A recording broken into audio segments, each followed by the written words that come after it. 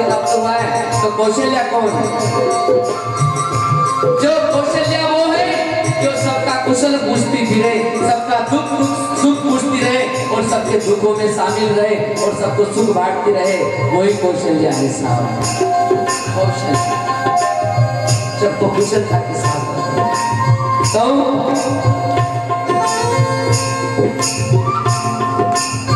मनमार तन बस किए जी सारे संग बस किया जी किया भरमना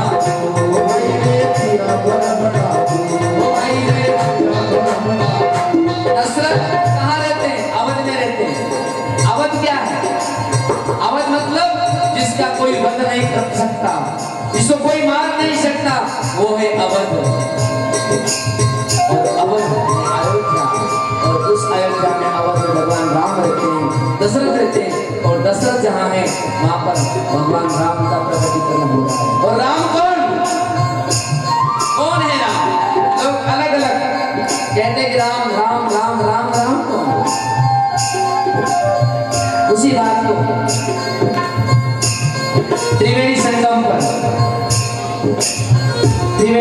पर भगवान भारद्वाज मुनि याज्ञवल्क्य मुनि बैठे हैं और सुंदर प्रसंग है। 1 महीने तक स्नान किया कुंभ का और दोनों के बीच में चर्चा चली।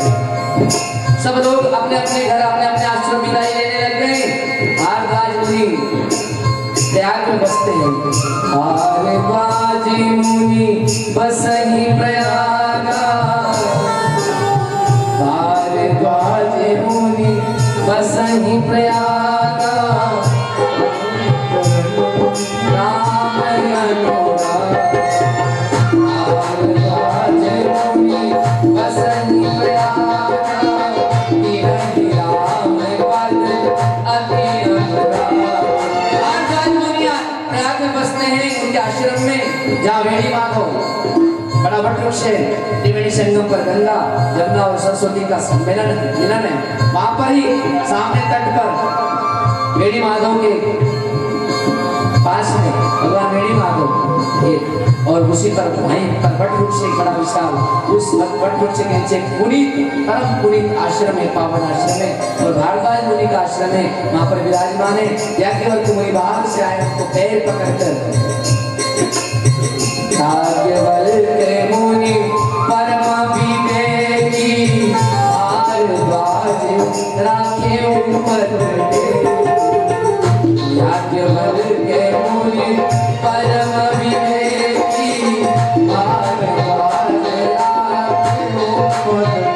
और भारद्वाज मुनि ने प्रार्थना की याज्ञवल्क्य मुनि से कि हे प्रभु, मैंने सुना है आप ज्ञाता है, सब वेदों के मर्मज्ञ हैं, तो मेरा एक भ्रम दूर कीजिए। बोले क्या? कि ये राम कौन है? सब दुनिया कहती है राम राम राम राम, सब जपते हैं, आखिर में राम कौन है? ये दशरथ का बेटा वही राम है, रोष में आकर रावण को मारा वही राम है, जिनकी पत्नी को रावण हरण करके ले गया और उसकी विरह में तड़पते रहे, क्या वही राम है? अयोध्या की गली में जो डोल रहे हैं, क्या वही राम है? आखिर में राम है कौन?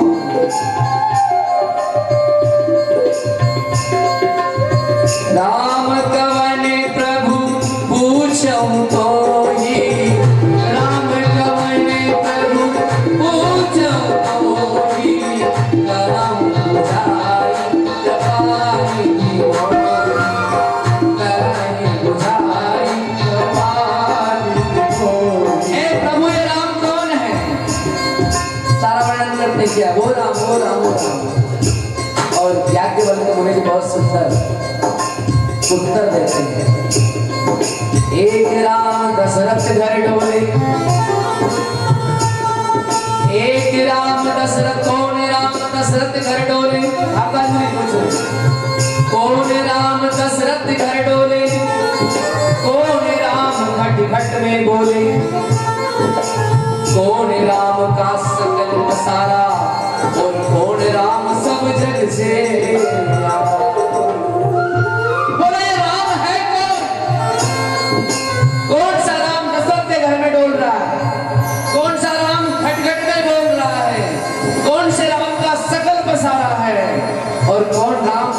कुछ करने के बाद भी ओम पूर्णमद पूर्णमिदं पूर्णात् पूर्णमुदच्यते पूर्णस्य पूर्णमादाय पूर्णमेवावशिष्यते। पूर्ण था, पूर्ण में से आधा निकाला गया और पुनः निकाला गया और पुनः निकाला गया, निकाल कर आखिर बचा क्या? तो बोले पूर्ण ही बचा। तो आखिर में ये राम कौन है? कौन राम? कौन राम दशरथ घर डोले, कौन राम खट खट में बोले, कौन राम का सकल पसारा, और कौन राम सब जग से न्यारा। और या केवल के लिए आत्म राम, आत्म राम, आत्म राम दशरथ घर डोले, जीव राम घट घट में बोले। बोले आत्म राम जो है वो आत्मा परमात्मा का स्वरूप धारण करके पूर्ण ब्रह्म के रूप में 14 कलाओं से परिपूर्ण संपन्न होकर वो परम पिता परमात्मा दशरथ के घर डोल रहा है। तो पूर्ण आत्म रूप में वो परमात्मा आया है दशरथ के घर अयोध्या में। आत्म राम, आत्म राम दशरथ घर डोले, जीव राम घट घट में बोले। बोले जीव रूप में, जीवात्मा के रूप में घट घट में वो बोल रहा है। आत्म राम दशरथ घर डोले, जीव राम घट घट में बोले, बिंदु राम का सकल पसारा। अर्थात माँ के रज और विरज से आप और हम सबका निर्माण हुआ, ये बिंदु राम। बिंदु राम का सकल पसारा और शून्य राम सब जग से न्यारा। बिंदु राम का सकल पसारा और शून्य राम सब जग से। गिनती की शुरुआत कहां से हुई? गिनती की शुरुआत कहां से हुई? एक से हुई या शून्य से हुई? बोलो बताओ। एक आया कहां से? आवाज कम बोलता हूं। कहां से? गिनती की शुरुआत कहां से हुई?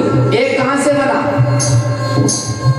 पहले शून्य, उसी शून्य को एक मात्रा दी गई, ग्रांटी दी गई, एक बन गया। और आखिर फिर उस शून्य को लिया गया, उस शून्य को लेकर घुमा दिया गया, दो बन गया। दो शून्य बनाए और आधा कट कर दिया गया, तीन बना दिया गया। शून्य नीचे लिया, दो मात्रा जोड़ दी गई, चार हो गया। सब कुछ शून्य, जीरो। तो जीव आत्म राम दशरथ घर डोले, जीव राम घट घट में बोले, बिंदु राम का सकल पसारा और शून्य राम सब जग से न्यारा। शून्य से शुरुआत हुई, 1 2 3 करते करते आखिर में दशक, शतक अर्थात 100, सहस्त्र, हजार, लक्ष्य, लाख, करोड़, अरब, खरब, संख, पद, क्या क्या बताओ।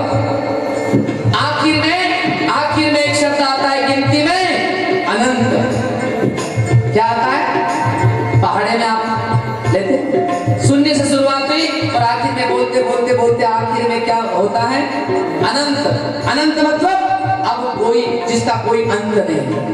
और अनंत कहा गया आकाश को। बापूजी गाते थे, बोले शरीर की रचना परमात्मा ने की। पवन पानी का एक पिंड बनाया देवा, हाड़ मास धड़ रे।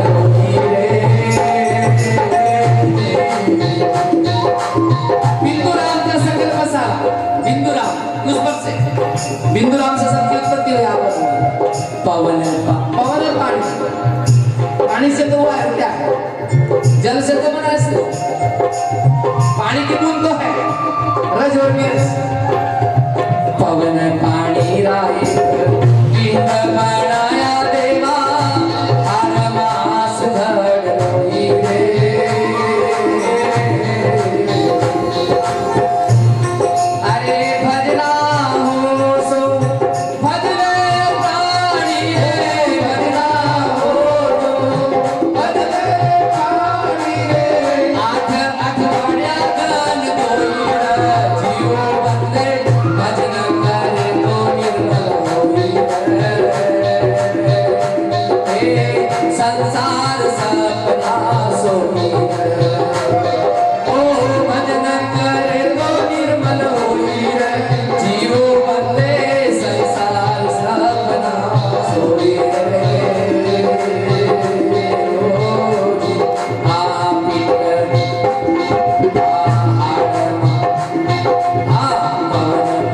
मेरा दिन बनाया देवा हर मास कोई है।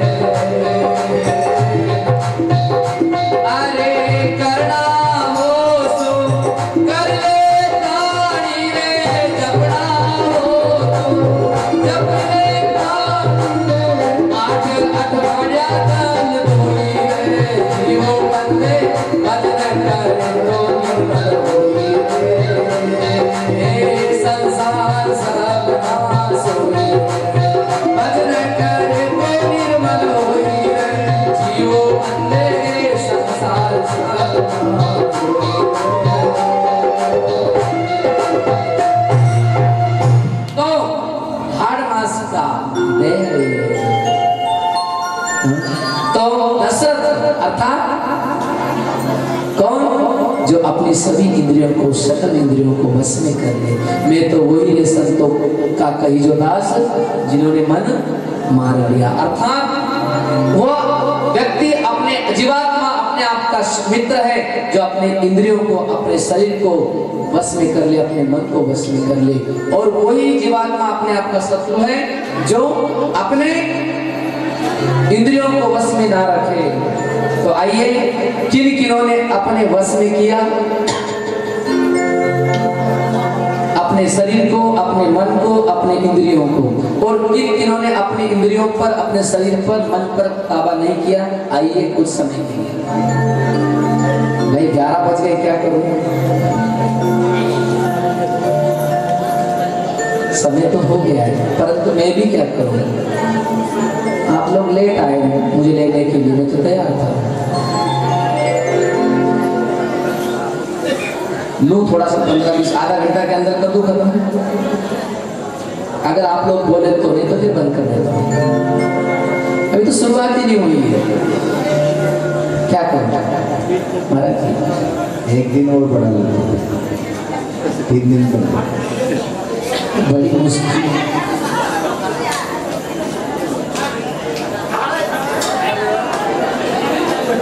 कोई बात नहीं, अरे कोई बात नहीं, चिंता मत करो। नामदेव महाराज का विठल आया, तुमने देखा नहीं, उसको क्या बोलोगे? विठल आया था तुम्हारे पास, तुम भूल गए, भूले हम ले गए।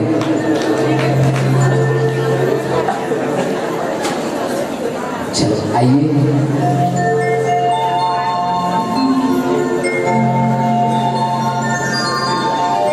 जिस जीवात्मा द्वारा मन और इंद्रियों सहित शरीर जीता हुआ है, उस जीवात्मा का तो वह आप ही अपना मित्र है, और जिसके द्वारा मन शरीर सहित इंद्रियां जीती भी नहीं है अर्जुन, वह आप ही अपना शत्रु है। और आप अपना शत्रु अर्थात कौन?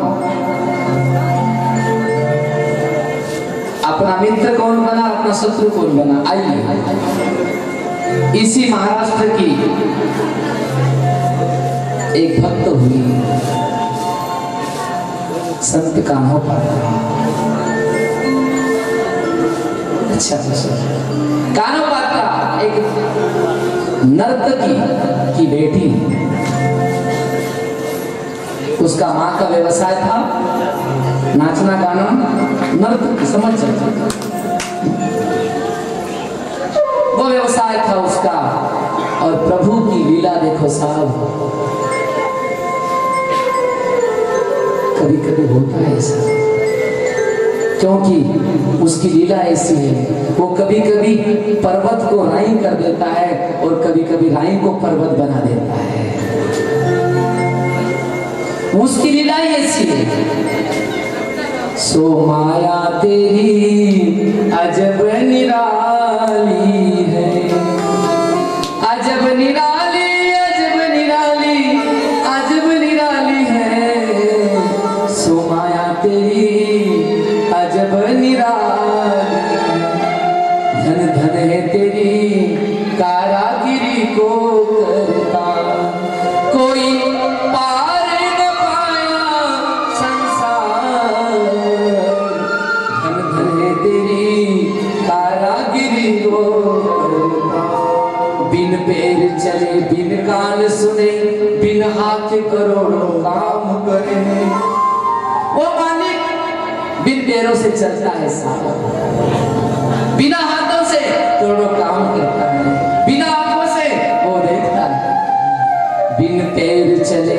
बिन हाथ बिन पैर चले, बिन कान सुने, बिन हाथ करोड़ों काम करे। और बिन पैर चले, बिन कान सुने, बिन हाथ करोड़ों काम करे। हर जगह पे भगवान वास तेरा, हो महाप्रलय तो भी न मरे। डर जिसे तेरा वो निडर हुआ, दुनिया से बिल्कुल भी न डरे। जिसकी लव तुझ में लगी रहे, भोजन दे सबका पेट भरे। हाकिम तू सारी दुनिया का, हाकिम तू सारी दुनिया का, तेरा हुक्म टाले फिर भी न कोई टाले। धन धन है तेरी कारागिरी को। तो वो पिता परमात्मा ऐसे ही लीला करता है, कभी कभी ऐसी लीला कर देता है साथ। कौन सोचा था 7 रांझण पाप करने के, इतने रांझण में पाप भरने के बाद, इतने कंकर फेंकने के बाद इतनी हत्याएं की थी। कौन सोचा था कि वाल्मीकि एक बाल्याकोली एक परम ऋषि बनेगा। विचार करो जरा, ये आश्चर्य नहीं है, ये चमत्कार नहीं है। कौन किया ये? उसने किया ना। अब मुझे बताओ, एकदम अतिशय दुराचारी, अतिशय पापी आदमी को कहां ले जाकर रख दिया उस परम पिता।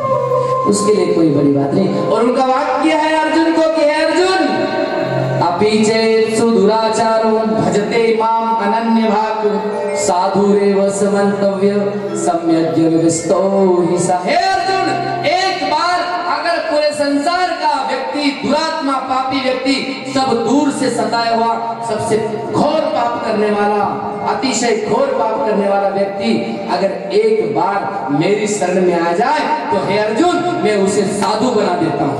क्या बात! पूरे संसार से दूषित कर्म करने वाला कितना ही बड़ा पापी हो, और वो पापी व्यक्ति अगर सच्चे मन से, पूरे दिल से मेरी शरण में आ जाए ना, तो मैं उसको साधु मंतव्य है अर्जुन, मैं उसको साधु बना दूंगा। कितना बड़ा फैसिलिटी है, सब विचार करो। कितनी बड़ी कृपा है, कितनी बड़ी करुणा है, कितनी बड़ी दया है, फिर भी आप और हम उस परम पिता को नहीं भजते, नहीं चाहते।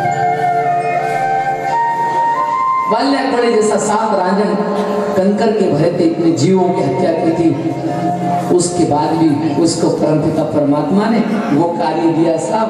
तो भगवान श्री रामचंद्र प्रभु का इतिहास बखान किया उन्होंने, श्री रामचंद्र मानस। सूरदास इतना पापी, इतना पापी, देख लो आखिर में आंखें फोड़ ली उसने, उसको भी परमपिता परमात्मा ने अपना परम भक्त बना दिया। तुलसीदास, लो ना विद्या सुनाओ ना, विद्या सुनाओ। तो कहने का आशय है कि परमात्मा के लिए कोई असंभव नहीं, सब संभव है। क्यों कि संसार उसने रचा है, अच्छा भी बनाया है तो उसने बनाया है, और बुरा भी बनाया है तो उसने बनाया। और एक बात कहूं साहब, कभी भी हजारों हजारों कांटों को चुनकर ही गुलाब निकलता है, ध्यान रखना। इसने हजारों कांटों से निकलकर तब वो मंजिल प्राप्त की है। और ऐसे ही कीचड़ में से ही कमल खिलता है, ध्यान रखना। बाकी जगह से सोफा सेट पर से कमल नहीं।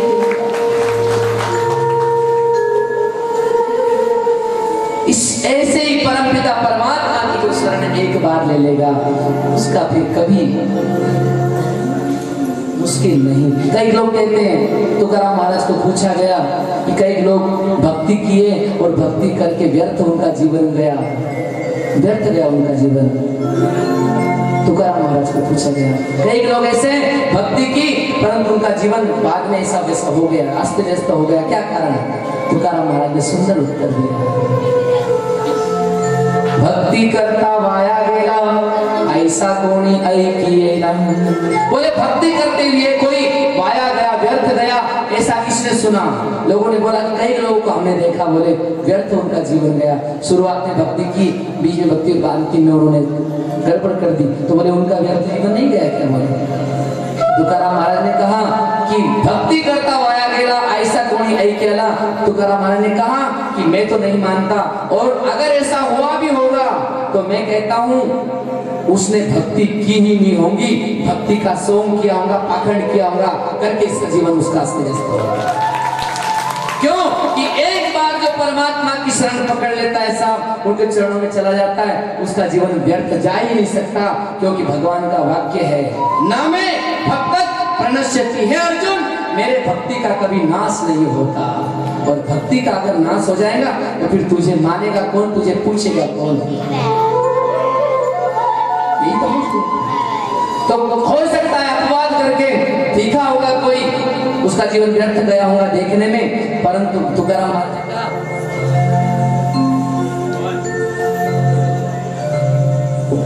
महाराज ने कहा कि अगर ऐसा दिखा भी होगा तो उसने भक्ति नहीं की होगी, उसने पाखंड किया होगा। तो आइए कान्हो